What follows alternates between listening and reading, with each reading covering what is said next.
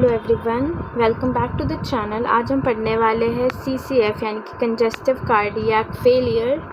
और trust me, अगर CCF समझ आ गया तो digoxin, diuretics, ACE inhibitors, beta blockers automatically सब समझ आ जाएगा और आप एंड तक CCF कभी नहीं भूलोगे। तो चलिए शुरू करते हैं। सबसे पहले एक एग्जाम्पल लेते हैं। सोचो तुम्हारे घर में एक वाटर पंप लगा हुआ है और उस पंप का काम है पूरे घर में पानी भेजना। और अब मान लो कि पंप ही वीक हो गया, तो अब क्या होगा? पानी हर जगह प्रॉपर्ली पहुंच नहीं पाएगा और जो पानी ऑलरेडी पाइप्स में है वो और जमना शुरू हो जाएगा। एग्जैक्टली वैसे ही हमारा हार्ट एक पंप है जिसका काम है बॉडी में ब्लड भेजना, राइट। लेकिन जब हार्ट ही अगर वीक हो गया तो ब्लड तो पहुंच ही नहीं पाएगा बॉडी में, राइट। तो क्या हो जाएगा? Blood and body fluid accumulate हो जाएंगे, तो ब्लड पीछे ही कलेक्ट होने लगेगा और ब्लड के साथ फ्लूइड भी टिश्यू और लंग्स में कलेक्ट होने लगेगा।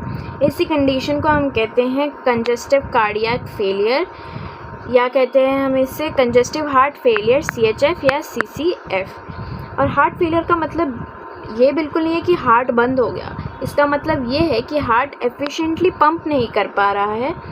ये एग्ज़ाम में बहुत इम्पॉर्टेंट पॉइंट है। अब हम इसके सिम्टम्स समझते हैं।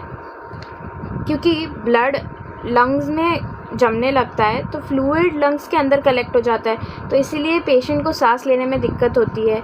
तो ये CCF का सबसे कॉमन सिम्टम है, जो कि है ब्रेथलेसनेस। देन दूसरा सिम्टम्स है एडिमा। ब्लड प्रॉपर्ली पंप नहीं हो पा रहा है तो फ्लूइड नीचे लेग्स और एंकल्स में कलेक्ट हो रहा है, तो इसका रिजल्ट क्या गया? पैरों में स्वेलिंग, जिसको हम कहते हैं एडिमा, राइट। देन तीसरा सिम्टम्स है फटीग।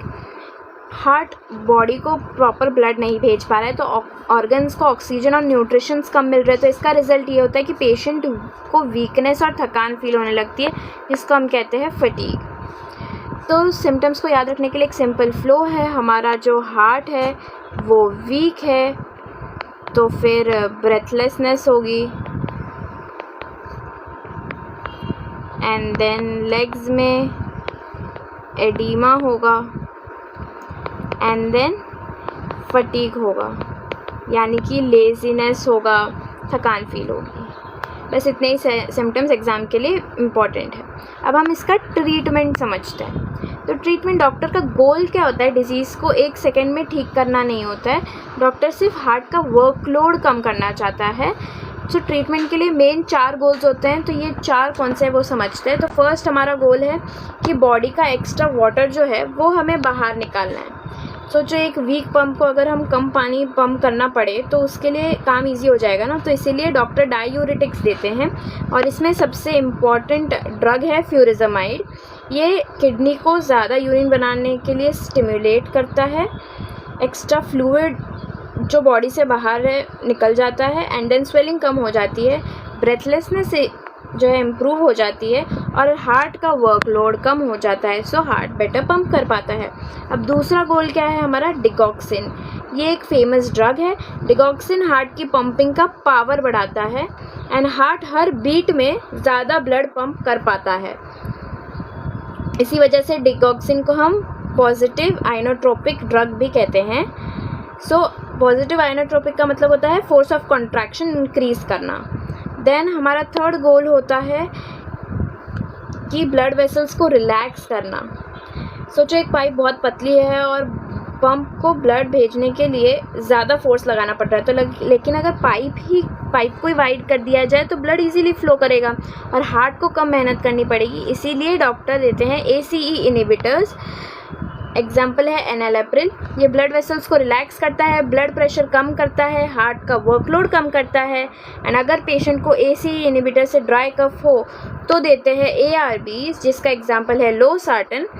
ये ब्लड वेसल्स को रिलैक्स करता है लेकिन कफ नहीं करता है। So ACE inhibitors dry cough पैदा करता है and ARBs has no dry cough. ना फोर्थ गोल है हार्ट को रेस्ट देना। सो हार्ट को रेस्ट देने के लिए यूज़ करते हैं हम beta blockers. So weak heart को अननेसेसरी फास्ट काम नहीं करवाना, इसीलिए यूज़ करते हैं बीटा ब्लॉकर्स। एग्जाम्पल है मेटोप्रोलोल, एंड ये हार्ट रेट स्लो करते हैं, हार्ट को ऑक्सीजन की डिमांड कम हो जाती है और हार्ट एफिशिएंटली काम करता है। तो एक बार वापस से हम हमारा ट्रीटमेंट का फ़्लो याद करते हैं, रिवाइज कर लेते हैं। तो स्टेप 1 है एक्स्ट्रा वाटर निकालना, जो करता है हमारा डायूरेटिक से फ्यूरिजामाइड।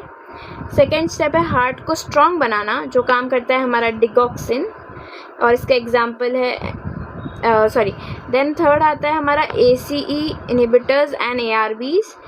इसका काम होता है ब्लड वेसल्स को खोलना, एंड इसका एग्जांपल है enalapril for ACE inhibitors, and ARBs के लिए हमारे पास है लोसार्टन।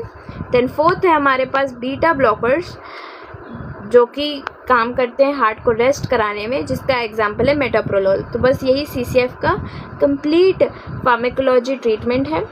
तो अब एक मेमोरी ट्रिक से हम वापस से याद करते हैं। इमेजिन करना है हमें एक वीक वाटर पंप है हमारे पास, जिसको बचाने के लिए 4 काम करने हैं।